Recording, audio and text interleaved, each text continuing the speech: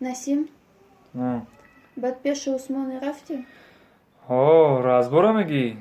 ها. نمیبینی چی با نصرین میسته. رفتم پیش عثمان رفتم اکته نپرسم من گپ نزنم. رفتم پیش عثمان رفتم هم خیلی رازبور ایپشتیا برادر شده بود کو.